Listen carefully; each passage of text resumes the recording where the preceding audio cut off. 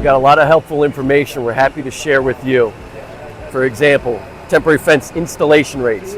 You might have questions. How much time is it going to take me to install a fence line? It's going to depend how many workers do you have in your crew? How big is this fence line? So this is a really helpful disc wheel here where you can slide this and you're going to see a two-person crew. Whether you're doing 250 feet to 750 feet, we calculate about 1 to 3 hours, all the way to larger jobs. If you're doing over 2,000 feet, it could be 7-8 hours. But as you multiply your labor force, if you have more folks, when you have 4 people, it's going to be a quicker install.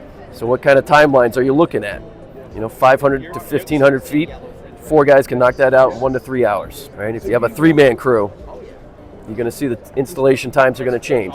Just a helpful guide so you can schedule your pickups, your installations, and be more efficient. This topic is part of a complete knowledge trail with other helpful materials on how to open, manage, and profit from a temp fence rental division.